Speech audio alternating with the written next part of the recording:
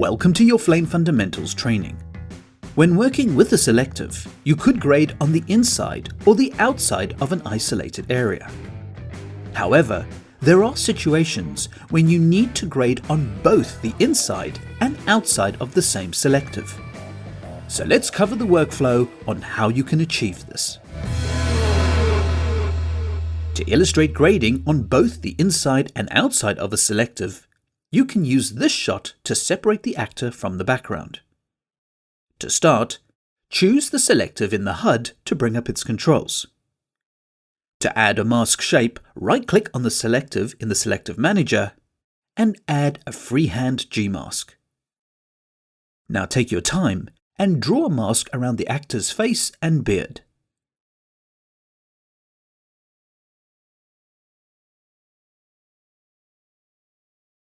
Next, add a bit of softness to blend the mask shape.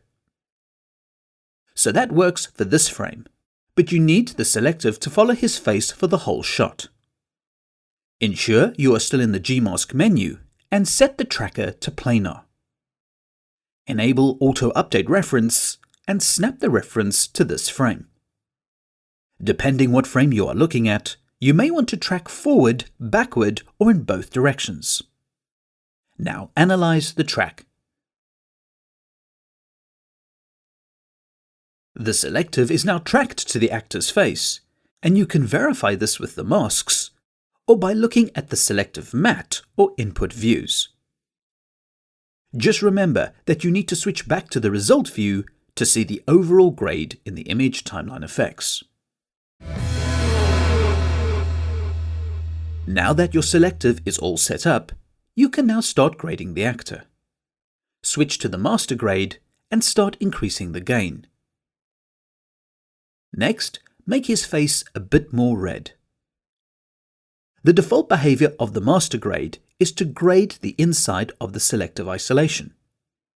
If you wanted this grade to be on the outside of the selective, simply click the outside button. So using one master grade in the selective, you can either have a grade on the inside or outside of your isolated region. If you need to grade on both the inside and outside of a selective, it's very simple to do. Thankfully, it does not involve duplicating selectives. All you need to do is add a second master grade to the current selective. Click the plus button to add a new selective effects shader. In the file browser, choose a master grade selective effects. Now you have two master grades associated with this selective. Using the second master grade, you can begin to grade the image.